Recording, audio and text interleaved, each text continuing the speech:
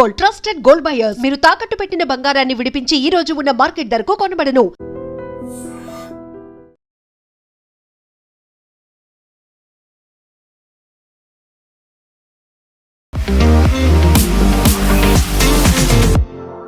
Welcome to I dream. ఈ రోజు ఉదయం పోలీస్ స్టేట్మెంట్ ప్రకారం వీళ్ళు ఛత్తీస్గఢ్ నుంచి ప్రెజర్ పెట్టినప్పుడు ఆంధ్రప్రదేశ్ వైపు పారిపోయారు. అట్లా మీద కేసులు తీసుకుని చాలా ఉన్నాయండి సార్. ఆయన దాదాపు 150 మందిని చంపిన హిస్టరీ ఉంది. ఆయన మీద 6 రాష్ట్రాల పోలీసుల యొక్క వాచింగ్ ఉంది. 6 కోట్ల పైగా రివార్డు ఉంది.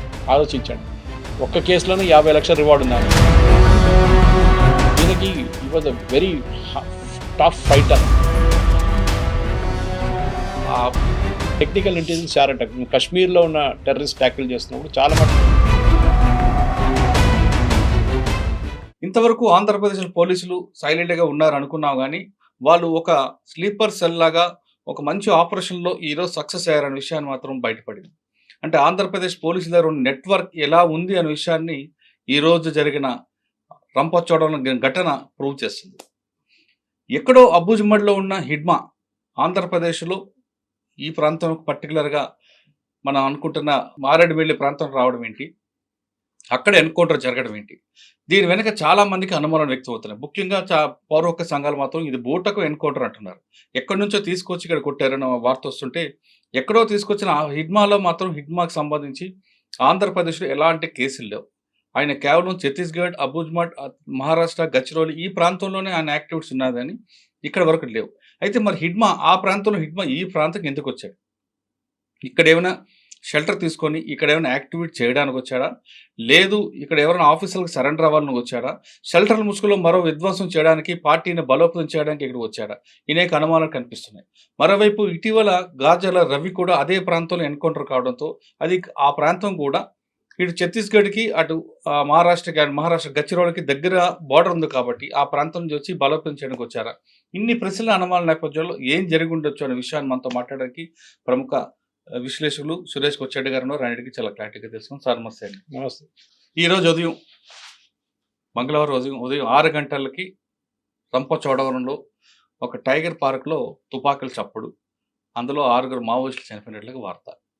6 ఫస్ట్ ఎవరు 6 అని గుర్తించేలోగా ఇది హిడ్మా అని పోలీసులు ప్రెస్ నోట్ రావడం, దాని తగ్గట్టు ఆంధ్రప్రదేశ్లో మేము ఖచ్చితంగా వాళ్ళ మీద వాచ్ ఉంది కాబట్టి మేము ఎన్కౌంటర్ జరిగింది, మా మధ్య ఎక్స్చేంజ్ ఆఫ్ ఫైర్ జరిగిందంటూ డీజీపీ గారి పేరు మీద ఒక లెటర్ కూడా వచ్చింది. వెంటనే హిడ్మా ఫోటో కూడా వచ్చింది. మిగతా 5 ఎవరు అని చర్చించేలోగా కాసేపట్లో హిడ్మా భార్య అని, హిడ్మా సెక్యూరిటీ వాళ్ళని వచ్చాయి. ఈ పార్ట్ 6 నుంచి 8 గంటల 9 గంటల వరకు జరుగుతున్న నేపథ్యంలోనే విజయవాడలో మరో వార్త కలకలం రేపింది. విజయవాడ కానూరు సమీపంలో ఒక ఇంట్లో మావోయిస్టులు తలదాచుకున్నారని, విజయవాడతో పాటు ఏలూరు, కాకినాడ వాళ్ళు తలదాచుకున్నారని ఆ ప్రాంతంలో మాకు ఇన్ఫర్మేషన్ వచ్చింది కాబట్టి మేము రైళ్లు చేసాం. విజయవాడలో 25 మంది, ఏలూరు దగ్గర ఒక 10 మంది, కాకినాడలో మరికొంతమంది దొరికారంటూ మరొక వార్త వచ్చింది. దానికి దీనికి లింక్ ఉందా, లేదు ఈ విధంగానే స్క్రీన్ ప్లే లేరా అన్నది ఒక వార్త పక్కన పెడితే, హిడ్మా అనే వ్యక్తి సెంట్రల్ కమిటీ మెంబరు. ఆయన చుట్టూ దాదాపు 3 లేయర్స్ 3 లేయర్స్ సెక్యూరిటీ ఉంటుంది. AK-47లతో ఉంటారు వాళ్ళు. అటువంటి వ్యక్తి 6తోనే ఎలా వచ్చాడు బయటికి? ఇక్కడ దొరికిన వాళ్ళందరూ కూడా Hidma gang, Hidma security guard అంటే పోలీసులు చెప్తున్నారు. అంటే మెయిన్ వ్యక్తిని సెంట్రల్ కమిటీ మెంబర్ని పక్కన పెట్టి ముందు వీళ్ళు ఎందుకు వస్తారు? ఇన్ని చాలా అనుమానాలు కనిపిస్తున్నాయి. మీకున్న సమాచారం ప్రకారం ఏం జరుగుతుండొచ్చు? ఈ న్యూస్ మురళి గారు మీరు ఒకటి చూసుంటారు, నేషనల్ లెవెల్లో వైరల్ అయింది ఫస్ట్. లోకల్ లెవెల్లో వైరల్ అయ్యాను. మహేష్ కుమార్ లాడా గారు ప్రెస్ కాన్ఫరెన్స్ అడ్రస్ చేసే ముందే నేషనల్ లెవెల్లో చాలా మటుకు ఇది సెన్సేషన్ క్రియేట్ చేసింది. అన్ని మీరు ఏ ఛానల్ అయినా చూడండి, అందరు కవర్ చేశారు. హిడ్మా అంటే టాప్ మోస్ట్ లీడర్ కదా, అందుకోటి సీనియారిటీ చూస్తే junior leader in terms of hierarchy కాదు, ఏజ్ వైస్ అన్నమాట. ఇంకోటి ఏంటంటే నెక్స్ట్ మనం కూడా మాట్లాడాం దీనికన్నా ముందు, after all these people surrender అయిన తర్వాత చాలా మంది ఎన్కౌంటర్ చేసిన తర్వాత సీసీలు ఎంతమంది మిగిలి ఉన్నారో 12 ఉంటారో, ముందు 42 ఉంది అంటున్నారు, దాన్ని 12 అయింది అంటున్నారు. 12 కూడా ఉందో లేదో తెలియదు. ఇజ్రాయెల్ లాగా ఇదనమాట. ఇజ్రాయెల్ చూస్తూనే ఉంటారు, హెజ్బుల్లా లీడర్ ఎవరైనా అనౌన్స్ చేయగానే వాడిని వెళ్ళి కొట్టేస్తారు. అదే హమాస్ వైపు కూడా అంతే, హమాస్ లీడర్ నెక్స్ట్ కమాండ్ ఇవ్వడానికి కానీ వాడిని కొట్టేస్తారు మళ్ళీ. ఇది కూడా ఇట్లనే జరుగుతుందని డౌట్ ఉంది. మీరు అడిగిన ఒక ప్రశ్నకి చాలా మటుకు ఒక లాజికల్ రీజనింగ్ ఉంది దానికి. నెక్స్ట్ థ్రెట్ ఎస్పెషలీ సీసీ మెంబర్స్ని మీకు చెప్పినట్లు ఒక 3 లేయర్ సెక్యూరిటీ ఉంటుంది. అవుటర్ లేయర్ అయితే వాళ్ళు బేసిక్ గన్స్ ఉంటుంది, ఇన్నర్ లేయర్లో వాళ్ళు కొంచెం సాఫిస్టికేటెడ్ గన్ మీకు చెప్పిన AK-47 ఉండొచ్చు, అది 50 కూడా 30 కిలోమీటర్స్ ఉంటాయండి, ఒక్కొక్క లేయర్ కి 10 కిలోమీటర్స్ గ్యాప్ ఉంటుంది. గ్యాప్ ఉంటుంది. అట్లా దొరికారు. ఇప్పుడు పోలీస్ స్టేట్మెంట్ ప్రకారం వీళ్ళు ఛత్తీస్గఢ్ నుంచి ప్రెజర్ పెట్టినప్పుడు ఆంధ్రప్రదేశ్ వైపు పారిపోయారు. నా పారిపోతున్నప్పుడు ఆయన ఎందుకు పారిపోతాడు ఆంధ్రప్రదేశ్ వైపు? ఛత్తీస్గఢ్ ఇంకా లోపలికి వెళ్ళిపోతారు కదా, ఇంకా ఆంధ్రప్రదేశ్ వైపు రారు అని తెలిసి ఇక్కడ ఏముంటుంది, ఏం జరుగుతుందని వాళ్ళకి చాలా క్లియర్గా తెలుసు. ఇంకోటి అది కాదు, వాళ్ళు తెలంగాణ వైపు వెళ్ళడానికి ట్రై చేస్తున్నారు. తెలంగాణ చాలా దూరం అక్కడి నుంచి.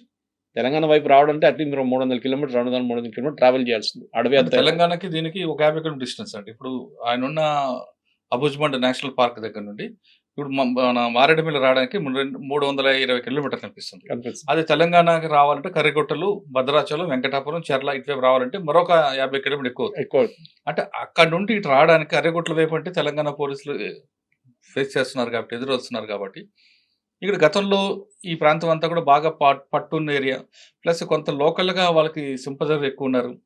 అక్కడ మెయిన్ ఇండి స్టేట్ కమిటీ మెంబరు అక్కడ సురేష్ అని ఒక ఆయన ఉంటారండి, అలియాస్ ఆయన పేరు వేరే ఉంది, చెప్తా మీకు. ఆయన యాక్టివిటీ ఎక్కువ ఉంది, ఒక 20 అంటే కలిమెల బలిమెల ఆ ప్రాంతం అంతా కూడా ఆయన ఎక్కువగా చూపిస్తున్నాడు కాబట్టి ఆయన సపోర్ట్ ఇస్తాడనే ఉద్దేశం ద్వారా వచ్చానే ఉండవచ్చు. లేదు ఇక్కడ షెల్టర్ తీసుకొని ఆంధ్రప్రదేశ్లో ఎలాగ మూవ్మెంట్ పూర్తిగా డ్రాప్ అయింది కాబట్టి ఆంధ్రప్రదేశ్లో మూవ్మెంట్ మరొకసారి బలోపేతం చేయడానికి ఏమైనా యాక్టివేట్ చేయడానికి రా ఉండొచ్చు. ఈ రెండింటిలో ఏదైనా కావచ్చు. కానీ మీరు అన్నట్లుగా అక్కడ నుండి ఇక్కడికి వచ్చి ఇక్కడ యాక్టివేట్ చేయడానిక, లేదు మరొక చేయడానిక, ఇన్ని కిలోమీటర్లు ప్రయాణం చేయడానికి వెనక కారణం ఏమి ఉండొచ్చు? సీసీ మెంబర్లు ఎంత ప్రయాణం చేయరు, మీకున్న ఎక్స్పీరియన్స్ మీకు తెలుసు, మీకు దానికి చాలా క్లియర్. వాళ్ళు ఎంత రిస్క్ తీసుకోరు. యూజువలీ సీసీ మెంబర్స్ ఇంత డిస్టెన్స్ ట్రావెల్ చేయరు, రిస్క్ కూడా తీసుకోరు ఈ ప్రెషర్ ఉన్నప్పుడు. ఎస్పెషలీ ఈయన మీద నెక్స్ట్ లెవెల్ లీడర్షిప్ పీసీ, ఇప్పుడు అందరు సీనియర్ లీడర్స్ అందరు పోయారని చెప్పి ఇంకా నెక్స్ట్ హెడ్ ఎవరు ఉంటారో అని చెప్పి డౌట్ మనం కూడా మాట్లాడుకున్నాం. హిద్మానే ఉండొచ్చు. ఎందుకంటే ఒకటి తెలంగాణ తెలుగు స్పీకింగ్ ఆంధ్ర తెలంగాణ లీడర్స్ కాకుండా నెక్సలైట్ గ్రూప్లో ఒక బస్తర్ ఏరియా నుంచి ఒక చాలా పేద కుటుంబం నుంచి వచ్చిన ఒక మనిషి ఈయన. సో హిద్మాని సెంట్రల్ లీడర్షిప్ తీసుకొచ్చే దాంట్లో ఇంటర్నల్ పాలిటిక్స్ కూడా ఏమైనా జరిగిందా అని నాకు ఒక అనుమానం ఉంది. Was this a tip of? ఎందుకంటే అక్కడ ఇంటర్నల్, ఇప్పుడు మన వేణుగోపాల్ సరెండర్ దగ్గర చూసాం మనం చాలా మటుకు వాళ్ళ నడిమిట్లోనే వాళ్ళ దాంట్లోనే పాలిటిక్స్ చాలా నడుస్తుంది. You are privy to lot of information. మీరు ఆఫ్ ద రికార్డ్ చెప్పొచ్చు, ఆన్ ద రికార్డ్ మీరు చెప్పరు, కానీ వాళ్ళ నడిమిట్లో చాలా పాలిటిక్స్ నడుస్తాయి. క్లాస్ ఎనిమీ కానివ్వండి, అప్పుడున్న ఒరిజినల్ మొదలైన కొండపల్లి సీతారాం ఆ టైం నుంచి మొదలైన నక్సల్ మూవ్మెంట్ ఫిలాసఫీ కూడా పోయింది మొత్తం. మైన్ కాంట్రాక్టర్ దగ్గర 2%, 3% కమిషన్ తీసుకొని వాళ్ళ ప్రాజెక్ట్ నుంచి వచ్చే డబ్బులు తీసుకొని వాడుకుంటున్నారని చెప్పి వచ్చింది. ఇదే టైంలో నాకెక్కడ డౌట్ వస్తుందంటే ఇది ఆంధ్ర వైపు రావడం ఏంటనేది నాకు ఇప్పుడు కూడా నాకు అసలు I cannot fathom the reason.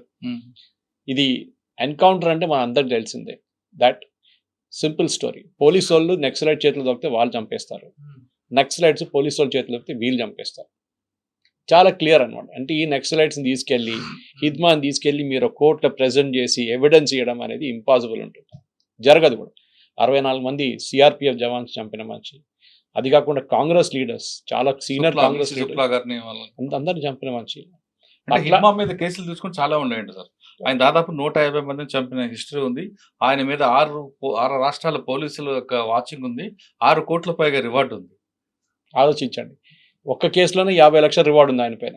అది ప్రాబ్లం ఎక్కడ వచ్చిందంటే ఈయన అడ్వాంటేజ్ రాదు. ఈయన చిన్నప్పటి నుంచి జాయిన్ అప్పుడు నేను చదివిన దాని ప్రకారం రీసెర్చ్ చేసినప్పుడు ఈయనకి ఈ was a very tough fighter అంట. చాలా మటుకు ఫాస్ట్ ప్రమోషన్ వచ్చిందంట పైకి.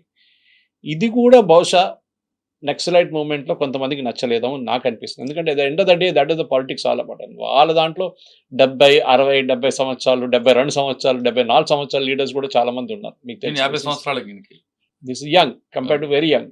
రాహుల్ గాంధీ ఏజ్ అని చెప్పొచ్చు, కానీ రాహుల్ గాంధీ కానీ తక్కువ ఏజ్. సో అట్లాంటి మనిషి ఇప్పుడు నెక్స్ట్ లెవెల్ లీడర్షిప్ పోయినప్పుడు, ఇప్పుడు ఇవాళ పొద్దున్న నుంచి ఒక రూమర్ ఏం నడుస్తుందంటే 3 స్టేట్ చీఫ్స్కి ఇచ్చిన ఇన్స్ట్రక్షన్స్ ఏంటంటే చాలా మటుకు గారు చెప్పింది హిద్మాని before 30th of November finish చేసేయని చెప్పి అమిత్ షా గారు చాలా క్లియర్గా ఇన్స్ట్రక్షన్ ఇచ్చారంట. ఆ పరిస్థితుల్లో ఇప్పుడున్న పోలీస్ మీద ఉన్న ప్రెషర్ ఇంకా పెరుగుతుందా? ఎందుకంటే ఇంకా మిగతా నక్సలైట్స్ కూడా ఫినిష్ చేయాలి బిఫోర్ March 30th, 2026 అని ఉంటుందనేది ఒక ప్రశ్న నాకు కూడా ఉంది. అది మీ వైపు నుంచి వింటే ఇంకా బాగుంటుంది. అది ఏది వాట్ ఈస్ రియలీ హ్యాపెనింగ్? ఎందుకంటే మనం స్టూడియో బయట నిలబడి మాట్లాడుతున్నట్టు నిన్న కూడా మాట్లాడాం హిద్మా గురించి. అవును. ఏమైతుందో హిద్మా అంటే ఏమైతుందో హిడ్మా గురించి మనం మాట్లాడుకుంటారంటే మీరు చెప్పినట్టుగా ఆదివాసి గోండి కమ్యూనిటీ వచ్చిన వ్యక్తి. ఆయనకి గోండి, బెంగాలీ, ఒడియా, తెలుగు, హిందీ అన్ని భాషల మీద పట్టుంది. ప్లస్ ఆ అబూజ్మడ్ ఏరియాలో ఆయన కానీ ఒక పిలిపిస్తే దాదాపు వేల మంది ట్రైబల్స్ వస్తారు. Tribals వస్తారు. అంత సపోర్ట్ ఉంది. పార్టీ కనుమరుగు అయిపోయిన దశలో ఆయనే మెయిన్ ఆక్సిజన్ ఇప్పుడు. తిరుపతి అని సెక్రటరీ అయినా ఆయనకి దాదాపు 20 మంది వరకు సపోర్ట్ ఉన్నా ఈయనకి మాత్రం వందల్లో వస్తారు హిడ్మా. ఆ వ్యక్తి టార్గెట్ కొడితే మన మెయిన్ టార్గెట్ అయితే పార్టీకి ఇంకా కొలాప్స్ అయిపోద్దని గవర్నమెంట్ భావిస్తుంది. ఈ ఇంకెవరు? తరుణంలో ఆయన కొంతమంది ద్వారా సపోర్టర్స్ ద్వారా మహారాష్ట్ర కానీ ఛత్తీస్గఢ్ కానీ సరెండర్ అవ్వాలి ప్రయత్నం చేస్తున్నట్టు సమాచారం ఉంది.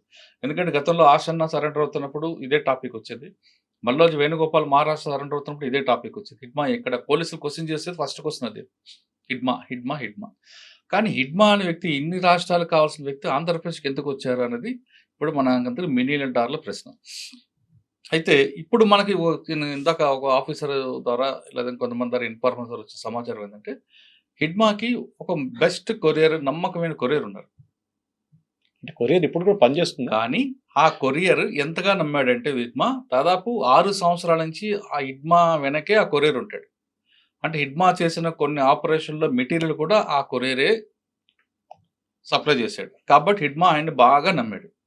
ఆ వ్యక్తి ఇచ్చిన సూచనల మేరకే ఆంధ్రప్రదేశ్లోకి వచ్చాడు అనేది ఒక సమాచారం. Double agent. ఓకే, ఆ కొరియర్ ఎవరంటే ఒక పోలీస్ ఆఫీసర్. అదే డబుల్ ఏజెంట్ అయిపోయాడు.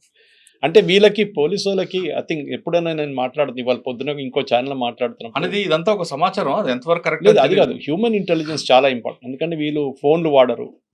టెక్నికల్ ఇంటెలిజెన్స్ మీకు అడవి లోపల ఏం పనిచేయదు, ఫోన్లు పనిచేయదు.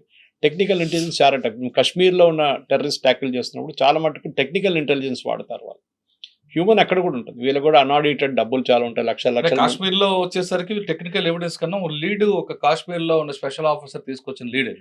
కరెక్ట్, అదేంది అక్కడ మన తెలుగు ఆఫీసరే బయటకు వెళ్తూ ఒక పోస్టర్ చూసి దాని వెనక లాగితే ఇదంతా కదిలి 6 గ్యాలంటరీ అవార్డు వచ్చింది అనుకుంటా ఆయన. సో కానీ ఒరిజినల్ ఇప్పుడు ఆర్మీ చేస్తున్న ఆపరేషన్లో కానీ ఎంఐ వాళ్ళ మిలిటరీ ఇంటెలిజెన్స్ ఉన్నప్పుడు ఎవరో ఇక్కడ కార్గిల్ వైపు నుంచి మనం చూసే ఆ టైంలో మళ్ళీ ఇప్పుడు పెహల్గాం తర్వాత కూడా అడవి లోపల ఉన్నారని చెప్పి అక్కడ వెళ్ళి కొట్టారు వీళ్ళు ఆపరేషన్ మహాదేవ్లో. ఈ ఇంటెలిజెన్స్ అనేది ఆంధ్రప్రదేశ్, ఉమ్మడి ఆంధ్రప్రదేశ్లో, తర్వాత ఉన్న ఆంధ్రప్రదేశ్, తెలంగాణలో కూడా నేను మాట్లాడుతున్నప్పుడు కొంతమంది పోలీస్ ఆఫీసర్స్తో వాళ్ళేమంటున్నారంటే ఇంటెలిజెన్స్ వైఫ్ న్యూట్రల్ సిఆర్పిఎఫ్ గురించి మాట్లాడుతున్నారు. సిఆర్పిఎఫ్ ఆఫీసర్ మాట్లాడడం అంటే తెలంగాణ, ఆంధ్రప్రదేశ్ దగ్గర ఉన్న ఇంటెలిజెన్స్ చాలా సూపర్ ఉంది. బహుశా ఇప్పుడు ఛత్తీస్గఢ్ పోలీస్ దాన్ని కొంచెం ఇంప్రూవైజ్ చేసుకున్నారు. కానీ ఒరిజినల్గా నల్లమల నుంచి మొత్తం వేసింది Naxal movement because of human intelligence అని చేశారని చెప్తారు. మీ అంచనా ఏంటి సార్? అంటే మీరు చెప్తున్నప్పుడు నల్లమల టాపిక్ వచ్చింది కాబట్టి నేను చెప్పిన ఛత్తీస్గఢ్కి హిడ్మాకి సంబంధించిన కొరియర్ కూడా గతంలో నల్లమలలో పనిచేసిన ఆఫీసర్. అక్కడ కూడా కనెక్షన్ ఉంది. అక్కడ ఆయన ఇంటెలిజెన్స్ బాగుంది కాబట్టి నల్లమలలో పూర్తిగా వాష్అవుట్ అయిపోయింది. ఆ ఆఫీసర్ ఇంకా ఇప్పుడు కంటిన్యూ అవుతున్నారు. ఆయన ఇచ్చిన ఇన్ఫర్మేషన్ తీసుకొచ్చారు. అంటే ఆయనకి ఇంటెన్షన్ కూడా ఎన్కౌంటర్ చేయాలని కాదండి, గవర్నమెంట్ ముందు సరెండర్ చేయాలనేదే ఆయన తీసుకొచ్చారనేది ఒక సమాచారం. కానీ ఇక్కడికి వచ్చేసరికి ఆ విషయం బయటికి లీక్ అవ్వడం, అంటే సెంట్రల్ గవర్నమెంట్కి వెళ్ళడం, వాళ్ళు ఇచ్చిన డైరెక్షన్లో జరిగిందనేది ఒక రూమర్. అది ఎంతవరకు అని కరెక్ట్ అని తెలియదు. అది ఇంకో విషయం ఏంటంటే ఈరోజు విజయవాడలో జరిగిన సంఘటనలో కొంతమంది మావోయిస్టులు ఒక షెల్టర్ తీసుకున్నారు, అక్కడ మేము దాడి చేసాం అని ఒక 25 మందిని చూపిస్తున్నారే, అది యాక్చువల్గా మావోయిస్టులు తీసుకుంది కాదు, అది పోలీసులు డన్ అది. ఓకే, అనేది ఒక అంటే ఇన్ఫర్మేషన్. పోలీసులు దాన్ని ఆ బిల్డింగ్ పెట్టుకొని ఎవరినైనా ఇంట్రాగేషన్ చేయాలంటే ఆ బిల్డింగ్ లో చేస్తుంటారని, వీళ్ళని కూడా తీసుకొచ్చి అక్కడ పెట్టారని.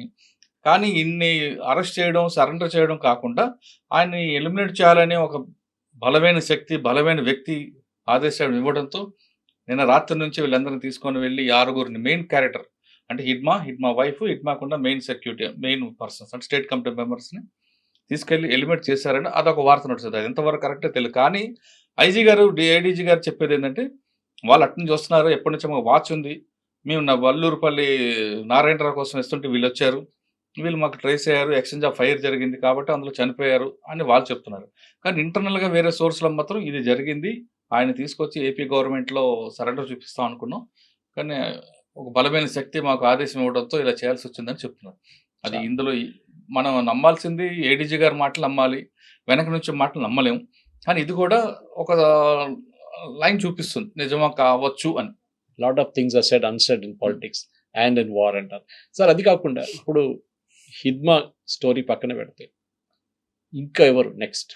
ఎందుకంటే ఇప్పుడు అదే నేను ఇజ్రాయెల్ పాలసీ చెప్పాను చూడండి, నెక్స్ట్ లీడర్షిప్ లెవెల్లో ఎవరు ఉన్నారు? ఇంకా ఇప్పుడు ప్రస్తుతం అయితే ఏపీలో తీసుకుంటే ఇందాక చెప్పినట్లు నారాయణరావు అలియాస్ సురేష్ గారు, ఆ తర్వాత టెక్ క్రాంతి అని కూడా ఇద్దరు కూడా యాక్సెస్ ఉన్నారు, బాగానే అగ్రెసివ్గా ఉంటారు. వాళ్ళు కలిమల బలిమల ఆ ప్రాంతం తిరుగుతున్నారు. ఇక్కడ తెలంగాణ వైపు తీసుకుంటే బడే చొక్కారావు, ఆ తర్వాత కొయ్యూడు సాంబర్ శివుడు, ఆ శివుడు కదా ఇంకో సాంబడు, తర్వాత ఆజాద్, బడే చొక్కారు, తర్వాత దామోదర్, వీళ్ళు ఒక మూమెంట్ ఉంది. ఇంకా లోపల తీసుకుంటే మల్లా రాజిరెడ్డి గారు, ఆయన తెలంగాణ వ్యక్తి. అదే విధంగా తిప్పర్ తిరుపతి వ్యక్తులు కూడా వచ్చారంటున్నారు, అది కాదు నమ్మను. తిరుపతి సంబంధించి సెక్యూరిటీ కూడా విజయవాడ వచ్చారంటున్నారు. వాళ్ళు ఎప్పుడు అలా రారు, వాళ్ళు ఏమైనా స్పెషల్ పార్టీ కాదు, ఇక్కడికి వచ్చే ముందు చెక్ చేయడానికి. వాళ్ళకున్న టార్గెట్ ఎవరో వాళ్ళ చుట్టే తిరుగుతారు తప్ప వాళ్ళు ముందుకు రారు. ఆయన ఒకరు ఉన్నారు, ఆయనతో పాటు మల్లా రాజారెడ్డి గారు ఉన్నారు. తర్వాత మెయిన్ ముప్పాల లక్ష్మణరావు అలియాస్ గణపతి ఎక్కడున్నారు? ఆయన నేపాల్ బార్డర్లు ఉన్నారు. అది మన ప్రచండ ప్రధానమంత్రిగా ఉన్నప్పుడు. అంటే వీళ్ళందరూ మన దగ్గర నుంచి వెళ్ళిన తెలుగు పీపుల్ అందరూ లీడర్స్ కూడా హెల్త్ ఇష్యూస్ ఉన్నాయండి. మెయిన్ అది వీళ్ళు రావడానికి, బయటకు రావడానికి కూడా. రామకృష్ణ గారు ఎక్కడున్నారు? రామకృష్ణ చనిపోయారు కదా, ఆయన ఫినిష్డ్, చనిపోయారు. ఆయన అక్కడే జగదల్పూర్ ఇళ్ళలో చనిపోయారు. వీళ్ళందరికీ మోకాళ్ళ నొప్పులు, కిడ్నీలో స్టోన్స్, కళ్ళు కనబడకపోవడం, ఇటువంటి వ్యాధులతో ఉన్నారు. ఇటీవల ఒక ఇంటర్వ్యూ చేసా ఒక అబ్బాయికి, కుర్రాడే 50 సంవత్సరాలు ఉంటాయి, ఆయనకి కన్ను కనపడు. చిన్నప్పుడు 10 సంవత్సరాల లోపలికి వెళ్ళిపోయాడు ఆయన. చందర్ అని ముగ్గురిచెల రాజు, ఆయన కన్ను కనబడదు. వాళ్ళ వైఫ్ అందులో పెళ్లి చేసుకున్నాడు. ఆమె జంతన్ సర్కార్కి మెయిన్ లీడర్, ఆవిడ పాపం లివర్ ప్రాబ్లం. వీళ్ళ డాక్టర్ని కూడా ట్రేస్ చేసుకుంటారు పోలీసు వాళ్ళు, ఎవరు ట్రీట్ చేస్తున్నారు వీళ్ళు అంటే. వాళ్ళకు మెయిన్ స్పెషలిస్ట్ దగ్గర రాలేరు, ఎవరు ఆర్ఎంపీ డాక్టర్కి వెళ్తారు. వాళ్ళు ఏదో మందులు ఇస్తారు, ఆ మందులు తీసుకుంటారు, దానివల్ల ఎక్కువ సైడ్ ఎఫెక్ట్స్ అవుతాయి తప్ప వీళ్ళు పర్మనెంట్ సొల్యూషన్ దొరకదు. ఎందుకంటే మైదాన ప్రాంతంలో రావాలి, డాక్టర్ దగ్గరికి వెళ్ళాలి, పోలీసులు నిఘా ఉంటుంది. అందుకు ఆ సరౌండింగ్లో ఎవరు ఉన్నారు, ఆర్ఎంపీ డాక్టర్ దగ్గరికి వెళ్తారు, లేదా ఎవరి ద్వారా మెసేజ్ తెప్పించుకుంటారు. కానీ డాక్టర్ అనే వ్యక్తి చూడాలి, చూసిన తర్వాత ట్రీట్మెంట్ ఇస్తేనే దానికి ఒక సొల్యూషన్ ఉంటుంది. దండకారణ్య బెల్ట్ లో ఇప్పుడు ఎక్కడ మిగిలింది? Bihar is out. బీహార్ లో కూడా మొన్న గతంలో 6-8 సీట్లు గెలిచారు సిపిఐ. ఈసారి అది కూడా లేదు. ఇంకా జార్ఖండ్ లో ఉన్న గ్యాంగ్ కూడా, మావోయిస్ట్ పార్టీస్ కూడా వాళ్ళు ఎక్స్టార్షనల్ గ్యాంగ్ గా మారిపోయారు. కాబట్టి ఆ కోల్ మాఫియాలో పడ్డారు. వాళ్ళు ఎవరిని ఎలిమినేట్ చేయడం దాంట్లో ఉన్నారు కాబట్టి అక్కడ కూడా రూల్ట్ అయిపోయింది. ఎక్కువ ఉన్నది ఛత్తీస్గఢ్, కొంచెం బార్డర్ మహారాష్ట్ర, గచ్చిరోలి. మహారాష్ట్ర పోలీసులు ఎన్కౌంటర్ ఎక్కువగా ప్రయారిటీ ఇవ్వట్లేదు. వాళ్ళు ఖచ్చితంగా సరెండర్, వాళ్ళకి కావాల్సిన. మహారాష్ట్రలో గచ్చిరోలిలో గొప్పతనం ఉందండి, సరెండర్ అయిన వాళ్ళందరూ కూడా కాలనీ కట్టించారు. నేను చూసా గచ్చిరోలిలో 150 ఇల్లు, ఒక మంది ఇందిరమ్మ ఇల్లు లాగా ఉంటాయి, ఇండిపెండెంట్ హౌస్లు. వాళ్ళందరికీ జాబ్లు ఇచ్చారు, ఇల్లు ఇచ్చారు. అంటే మిగతా వాళ్ళు కూడా ఒక సరెండర్ కాలనీ దాని పేరు పెట్టారు. ఇక్కడ మన దగ్గర లేదు, కానీ గచ్చిరోలిలో ఉంది. అదేవిధంగా మీరు ఛత్తీస్గఢ్ తీసుకోండి, జగదల్పూర్, బస్తర్, కాంకేర్, ఈ ప్రాంతంలో కూడా ఎన్కౌంటర్లకు ప్రయారిటీ ఇవ్వట్లేదు, వాళ్ళు కూడా సరెండర్ చూపిస్తున్నారు. ఒకప్పుడు 2016లో ఛత్తీస్గఢ్లో ఎన్కౌంటర్లే ప్రయారిటీ ఉండేది, కానీ ఇప్పుడు తగ్గిపోయి సరెండర్కి ఎక్కువ ఇస్తున్నాం. మన ఆసన తీసుకోవచ్చు. అంటే ఆ ప్రాంతంలో కూడా ఛత్తీస్గఢ్, కాంకేర్, తర్వాత ఇంకొన్ని 2-3 జిల్లా, గజియాబాద్, గరియాబాద్, పక్కన ఒడిశాకు సంబంధించిన నవపడ అనే విలేజ్ ఉంటుంది. ఈ ప్రాంతంలో ఉన్న ఆఫీసర్లు అందరూ కూడా యంగ్ ఐపీఎస్ ఉన్నారు, అందరూ కూడా తెలుగు వాళ్ళే. వాళ్ళు ఏం చేస్తున్నారంటే సరెండర్ ఎన్ని రకాలు చేయాలో, మీకు ఇన్ఫర్మేట్ అంటే చాలు వెచ్చలు డబ్బులు ఇస్తున్నారు. వాళ్ళకున్న టెక్నాలజీ వేరేగా ఉంది. దాంతో ఇప్పుడు మీకు గతంలో నవపడ తీసుకోండి, అక్కడ రాఘవేందర్ అనే ఒక ఐపీఎస్ ఆఫీసర్ ఉంటుంది, తెలుగు ఆయన, ఎక్సలెంట్ వర్క్ చేశాడు ఆయన. తర్వాత పక్కనే కాంకేర్ ఉంటుంది, కాంకేర్లో ఒక ఆఫీసర్ ఉన్నారు, తెలుగు ఆఫీసరే, అని పేరు మర్చిపోతున్నా, ఆయన కూడా ఎక్సలెంట్ వర్క్. ఇంకా కాంకేర్కి జగదల్పూర్కి మధ్యలో ఒక ఆఫీసర్ ఉంటారు, ఆయన అక్షయ్ అని ఒక ఆయన ఉండేవారు, ఇప్పుడు డీసీపీ రాయ్పూర్. ఆయన ఎక్స్ట్రానిటీ వర్క్ చేశాడు. అన్నిటికన్నా ఇంపార్టెంట్, ఇప్పుడు మొన్న రాషన్న దొరికిపోయిన టాస్క్లో ఒక స్మృతి రాజనాల్ అని వరంగల్ కుర్రాడు ఉంటాడు, ఐపీఎస్ ఆఫీసర్, జగదల్పూర్కి టాస్క్. ఆయన ఇచ్చిన దీంతోనే 200 మంది విత్ వెపన్స్ వచ్చారు. మోటివేట్ చేసి అంతా చేశాడు ఆయన ఎన్కౌంటర్లు ప్రోత్సహించాడు ఆయన. అంటే వీళ్ళందరూ ఆఫీసర్లు ఏమవుతున్నారంటే వాళ్ళు మన మనుషులే. అంటే ఇక్కడ 2 కోణాలు కనిపిస్తుంటాయండి. హ్యూమన్ యాంగిల్ ఒకటి అది తీసుకుంటారు. అంటే నక్సల్స్ మూవ్‌మెంట్ అనేది లా అండ్ ఆర్డర్ ఇష్యూవా, సోషియో ఎకనామిక్ ప్రాబ్లమా అనేది ఒక చర్చ వచ్చింది వాళ్ళలో. వీళ్ళు సోషియో ఎకనామిక్ ప్రాబ్లమ్ అని గుర్తించారు. లా అండ్ ఆర్డర్ ఇష్యూ కాదని. ఇది ఫెయిల్ అవుతేనే ఇది ఓవర్‌కమ్ అయితేనే లా అండ్ ఆర్డర్ అవుతది కాబట్టి అసలు ముందు రూట్స్‌లోనే మనం కట్ చేద్దాం అనుకుంటే వీళ్ళేం చేస్తున్నారంటే విలేజ్‌లకి వెళ్ళడం, వాళ్ళతో రెగ్యులర్‌గా కాంటాక్ట్ అవ్వడం, వాళ్ళతో మాట్లాడడం, యూత్ అందరికి జాబ్‌లు ఇప్పించడం, అడవే కాదురా ప్రపంచం అని వాళ్ళ సిటీ‌లకి తీసుకురావడం, బాంబే, జగదల్పూర్ ఇవి తీసుకెళ్ళి వాళ్ళకి కూర్చోపెట్టి 2 రోజులు చూపించడం, ఇది ప్రపంచం అని. ఇలాగ మోటివేట్ చేసిన వల్ల యూత్ కూడా అటు వెళ్ళడం మానేసింది. బాగా తగ్గిపోయారు. కొంతమంది ఉన్నారు. కానీ వాటిని కూడా కంట్రోల్ చేస్తున్నారు. ఈ విధంగా చేపట్టి వాళ్ళలో కూడా ఆసన లాంటి వాళ్ళు గాని, మల్లోజు వేణుగోపాల్ గారు గాని వీళ్ళందరూ రాక స్టార్ట్ చేశారు. దీనికి అక్కడ ఛత్తీస్‌గఢ్ గవర్నమెంట్ అవ్వచ్చు, మహారాష్ట్ర గవర్నమెంట్ అవ్వచ్చు, సెంట్రల్ గవర్నమెంట్ అవ్వచ్చు. అంటే 3 రకాల వేస్ తీసుకున్నారండి. 3 నంబర్ 1 మీరు ట్రాఫిక్‌లో ఉంటాయి ట్రిపుల్ ఈ అని. ఎన్ఫోర్స్‌మెంట్ ఎడ్యుకేషన్, ఎన్ఫోర్స్‌మెంట్, లాస్ట్‌లో ఇంజినీరింగ్. ఓకే. లాస్ట్‌లో ఎన్ఫోర్స్‌మెంట్ ఉంటది. అలా ఇక్కడ కూడా ఏం చేస్తున్నారు వీళ్ళు ముందు వాళ్ళందరూ తీయడం, కలవడం, ఇంటరాక్ట్ అవ్వడం. నంబర్ 2 వాళ్ళకి ఉద్యోగాలు ఇవ్వడం, ఆ డెవలప్‌మెంట్ చూపించడం. నంబర్ 3 అప్పుడు ఎన్‌కౌంటర్‌కి వెళ్తున్నారు. ఈ 3 స్టేట్‌లు. మెల్లోజీ వేణుగోపాల్ గారిని బ్రాండ్ అంబాసిడర్ చేశారు ఎవరు? బ్రాండ్ అంబాసిడర్స్ అదొక చర్చ వస్తది. ఇదే మల్లోజు వేణుగోపాల్ గారు ఇప్పుడు ఆ పనిచేస్తున్న ఛత్తీస్‌గఢ్ ఏరియాల గతంలో జల్ జంగల్ జమీన్ అదే క్యాంపెయిన్ ఉండే వాళ్ళది. వాళ్ళ క్యాంపెయిన్. దానికోసం మహారాష్ట్రలో లాయిడ్ కంపెనీ ఉంటది. Mining company. వాళ్ళదే బ్రాండ్ అంబాసిడర్ అన్నమాట. దానికి వాళ్ళు ఇచ్చారు. ఆ కంపెనీ మీద యాంటీగా పనిచేశాడు ఈయన. ఇప్పుడు వాళ్ళు ఏం చేశారంటే మా బ్రాండ్ అంబాసిడర్ అని అంటున్నారు, ఆఫర్ ఇచ్చారంటే ఆయన యాక్సెప్ట్ చేస్తాడా లేదా అనేది ఆయన ఇష్టం అనుకోండి. కానీ మావోయిస్ట్ పార్టీ మాత్రం ఖచ్చితంగా ఒకవేళ ఈయన యాక్సెప్ట్ చేస్తే వాళ్ళు చాలా గుర్రుగా ఉంటారు. ఇది ఒక పార్టీ నడుస్తుంది. ఇక ఛత్తీస్గఢ్లో ఒక పార్టీ నడుస్తుంది. మొత్తం మీద తీసుకుంటే అయితే రావాలి, వచ్చిన వాళ్ళు మా దగ్గర ఉండాలి, లేదా ఎన్కౌంటర్ అవుతారు అన్న మెసేజ్ పంపించారు. అది ఎంతవరకు అవుతుంది అనేది చెప్పాలి. తెలంగాణలో గ్రే హౌండ్స్ చాలా రోజులు టార్గెట్ ప్రాక్టీస్ ఏమి దొరకట్లేదు అనుకుంటాను. వాళ్ళు తెలంగాణ గ్రే హౌండ్స్ అని కానివ్వండి, ఆంధ్రప్రదేశ్ గ్రే హౌండ్స్ అని కానివ్వండి, వాళ్ళు రెగ్యులర్ గా ప్రాక్టీస్ ఉంటుందండి. అంటే నేనేం చెప్పాను ఆంధ్రాకి ఇప్పుడు ఈ ఎన్కౌంటర్ జరిగింది కొంచెమైనా ఉంది. తెలంగాణలో అంత యాక్టివిటీ ఎక్కువ జరగట్లేదు. ఆంధ్రప్రదేశ్ లో చేసింది గ్రే హౌండ్స్ ఎవరు చెప్పారు? కాదే, కొత్త గ్రూప్ ఎవరు ఉన్నారా? లేదు, పోలీస్ గ్రూప్ అండి. Regular. Regular group. అది వీళ్ళు వెళ్ళి ఆపరేషన్ చేయ రియల్ ఎన్కౌంటర్ అంటే ఆపరేషన్ కి వెళ్ళాలి, అంత పెద్ద కథ ఉంటుంది. ఇది అంతే. అంతే. ఇంకోటి సార్, కే వ్యాస్ గారు, Hmm. ఉమేష్ చంద్ర గారు, వీళ్ళందరూ మీరు చెప్పిన ఈ పేర్లు చిన్న ఇప్పుడున్న ఐపీఎస్ ఆఫీసర్ కానీ వాళ్ళకంతా రోల్ మోడల్ వాళ్ళు ఉండే. అవును. ఆ లెవెల్ నుంచి నెక్సలిజం ఇక్కడ దాకా వచ్చిందంటే ఈ young group of committed police officer, ఒక టైంలో విజయ్ కుమార్ అనుకుంటా మన వీరప్పన్ అవును. హంట్ చేసిన ఆయన ఉండే.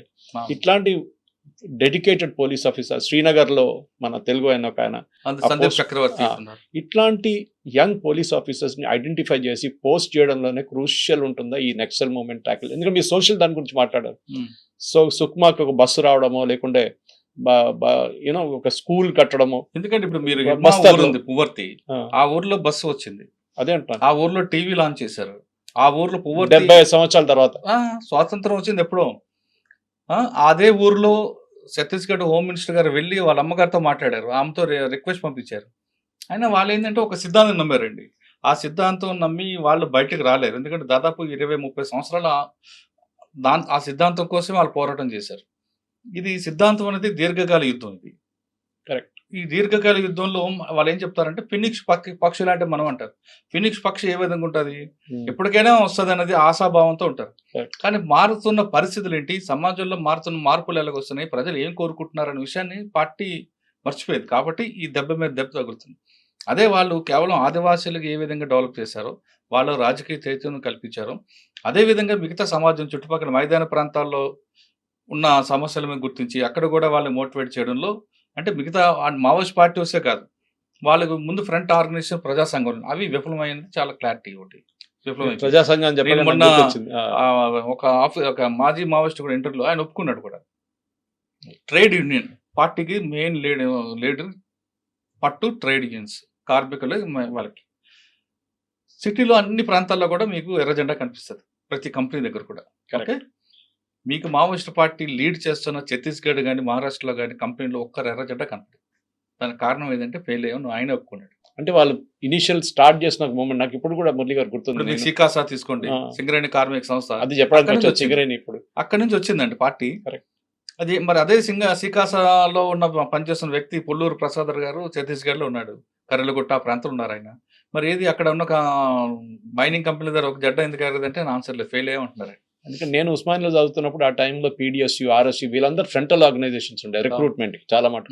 రాడికల్స్ లేదు. రాడికల్ ఉస్మానియా యూనివర్సిటీ కానీ కాకతీయ కానీ ఆ టైంలో ఆర్ఈసి వరంగల్ కానీ ఇక్కడ నుంచే ఇంజనీర్స్ యూజువల్లీ వీళ్ళు వాళ్ళ మీద నిఘా ఉంటుంది, ఎప్పుడు వాళ్ళనే రిక్రూట్ చేస్తారు, వాళ్ళనే చేస్తారు. ఇప్పుడు వినబడుతుంది ఏంటంటే మురళి గారు, అండ్ యూ కెన్ కరెక్ట్ మీ, ఈ బాటమ్ ఎండ్ నుంచి రిక్రూట్మెంట్ జరగట్లేదు. అవును.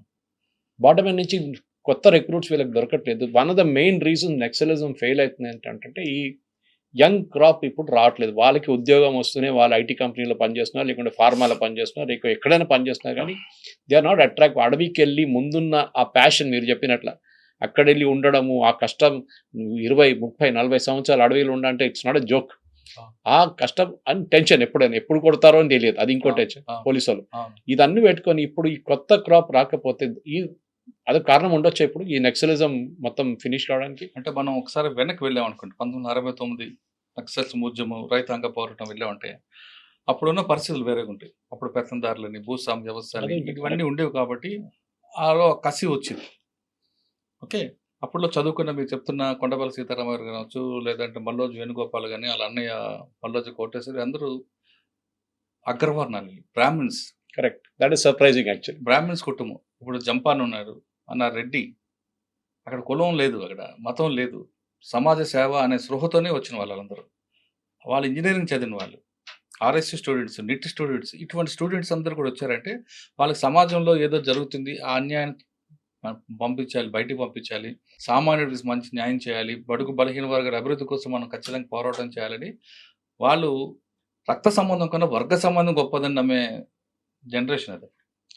అంటే రక్త సంబంధం కాదు, వర్గ సంబంధం. ఆ వర్గ సంబంధంలో తల్లిని చూస్తాం మేము, మా అమ్మ నాన్న అందులో ఉంటారు, నాకు రక్త సంబంధం కాదని అలా నమ్మి అప్పుడున్న పరిస్థితులకు అనుగుణంగా దాంతోపాటు గద్దర్ గారి పాటలు, ఒక పాట ఆయన గద్దర్ పాడారంటే ఆ పాటకి చాలా మంది చెవులు కోసుకొని వచ్చి ఉండేవారు అంతే, మా ఏరియా నుంచి, ఆల్వాల్ నుంచి. అటువంటి వ్యక్తులు పాటలు ఆ ప్రభావంతో పార్టీలో మన పార్టీలు కాదు చాలా మంది పార్టీ వైపు వెళ్ళారు. వెళ్ళిన తర్వాత వాళ్ళు ఎంచుకున్న లైన్ ఇదే కరెక్ట్ అనుకుని సంవత్సరాలతో బట్టి ఉండిపోయారు వాళ్ళు.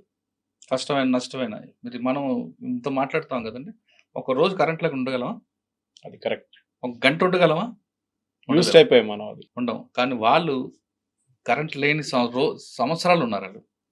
ఇంట్లో మనకి ఒక చిన్న బొద్దింక బాత్రూమ్ కనబడుతున్నా బాబోయ్ అని అంటాం, వాళ్ళ చుట్టూ పాములు తిరుగుతుంటాయి. మనం మినరల్ వాటర్ తాగం, అది లేకపోతే తాగలేం మనం, కానీ వాళ్ళ చెరువులో నీళ్ళు తాగుకొని ఉంటారు. ఒకసారి నీళ్ళు లేకపోతే మూత్రం తాగుతారు వాళ్ళు. మనకు 3 పూట్ల బిస్కెట్స్ కావాలి, తిండి కావాలి, అన్నీ కావాలి. వాళ్ళకి ఏ టైంకి ఇస్తారో ఆదివాసులు పంపిన భోజనమే భోజనం. ఏమి దొరకకపోతే చింతపండు అది కలుపుకొని తినే రోజులు ఉంటాయి. ఇలా ఇటువంటి కష్టాలండి. దేనికంటే ఎప్పటికైనా మన పార్టీ సాధిస్తాం, ఖచ్చితంగా మనం బడుగు బలహీన వర్గాల కోసం మన పార్టీ సిద్ధాంతపరకు వెళ్తారండి. ఆ ఎంచుకోవడం లైన్లోనే వాళ్ళు అప్పుడున్న సమస్య వేరు. తర్వాత జనరేషన్ వచ్చింది, మన జనరేషన్. కరెక్ట్. మన జనరేషన్ వచ్చేటికి మనకి సెల్ ఫోన్లు వచ్చాయి, మనం కొంచెం డెవలప్ అయ్యాం. మనం సెల్ ఫోన్ లేక ఇప్పుడున్న జనరేషన్ అయితే మన తర్వాత జనరేషన్కి వచ్చేసరికి సెల్ ఫోన్లు, ఈ డ్రగ్స్, వీటి మీద మనం ఎక్కువగా డిపెండ్ అవుతున్నాం. మన ఫోన్ లేకపోతే ఇన్నాళ్ళు ఇప్పుడు ఉండగలమా? ఉండలేము. ఈ ఫోన్ లేని అడవిలో ఉండగలరా? చేతుల్లో ఫోన్ లేకుండా ఉండలేడు. ఫోన్ లేకపోతే అక్కడ ప్రెసెంట్ జనరేషన్ మన బ్యాగ్ మనమే మోసుకోం. కానీ అక్కడ పార్టీలో 40 కేజీలు అంటే ఆడ కిట్ బ్యాగ్తో పాటు ఆయనకి ఎవరు బాధ్యుడో ఆయన బ్యాగ్ కూడా పాటు వెపన్ కూడా మోసుకొని అడవులు ఎక్కాలి. ఎక్కగలరా? లేరు. మనం కిలోమీటర్ కేబీఆర్ పార్క్ తిరిగి వచ్చేసరికి మనకు ఆయాసం వస్తుంది.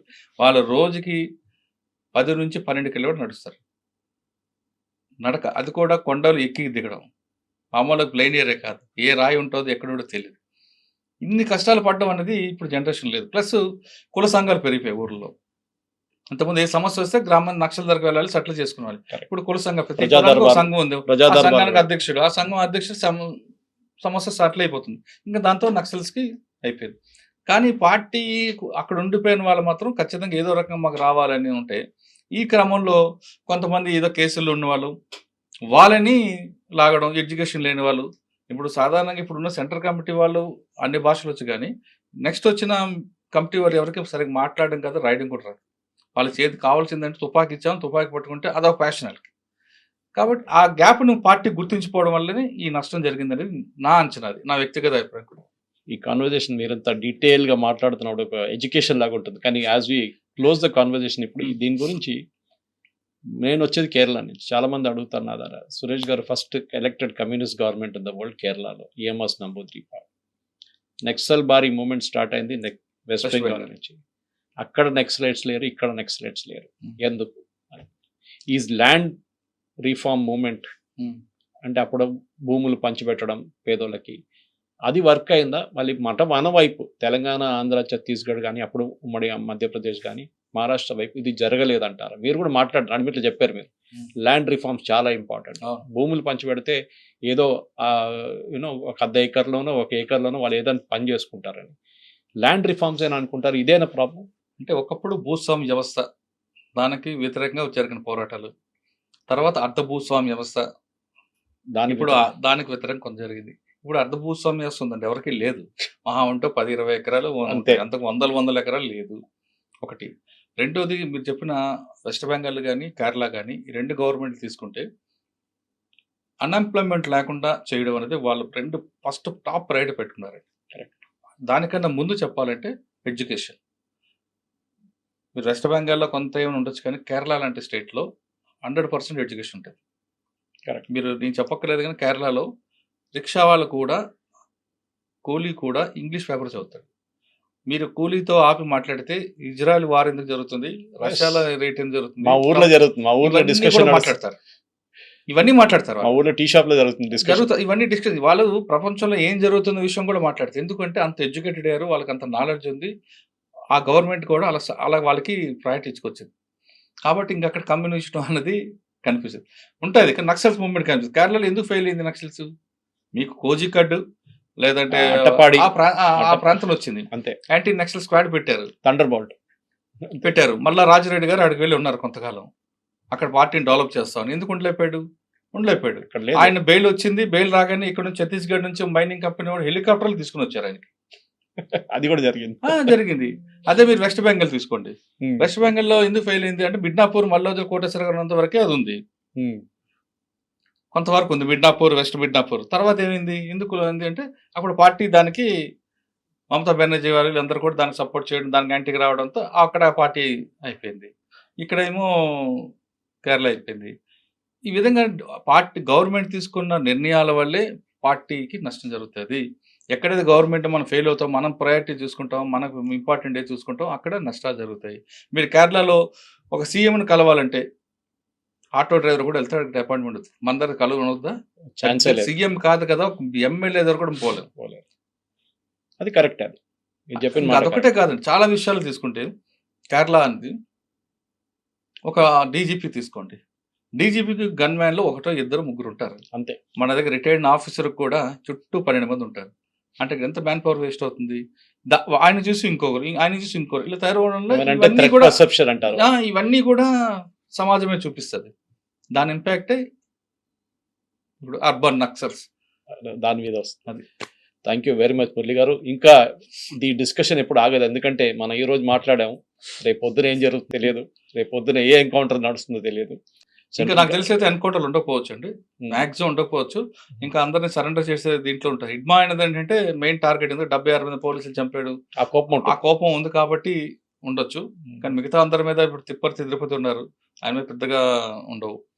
మల్లా రాజరెడ్డి గారు ఏజ్డ్ పర్సన్, ముప్పాల గణపతి గారు ఆయన ఏజ్డ్ పర్సన్, ఇంకా బడే చొక్కారావు లేదా ఆజాద్, వీళ్ళు కూడా సరెండర్ అయిపోతారు. ములుగు ఎస్పీ గారు అని ఒక ఇన్ఫర్మేషన్ ఉంది. సో మార్చ్ 30 దాకా వెళ్ళదు, దానికన్నా ముందు మార్చ్ వరకు కాదని ఇంకా బిఫోర్ వాళ్ళ టార్గెట్ కూడా మార్చ్ 26 ఇయర్ 26 అనేది పెట్టుకున్నారు.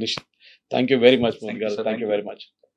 And for more videos, please subscribe to iDream. Please subscribe to iDream. Please subscribe iDream. And please subscribe to iDream. For more videos, subscribe to iDream. please like, share and subscribe to the channel. Congratulations, iDream. Subscribe to iDream. Subscribe to iDream. So subscribe to iDream Media. iDream ki iDream team andarki huge congratulations. Please subscribe iDream Media. Please subscribe to iDream. Subscribe iDream. Please subscribe to iDream. I dream అంటే నా కళల ఛానల్ను subscribe చేసుకున్న నోరు తిరుగుతలేదు. మీరైతే గంట గుర్తు కొట్టండి. For more such videos, please subscribe to iDream. Subscribe to iDream. Please subscribe to iDream. Please subscribe iDream Media. Please do subscribe to iDream. Please subscribe to iDream Media. For best entertainment and information, please subscribe iDream. And don't forget to subscribe to iDream.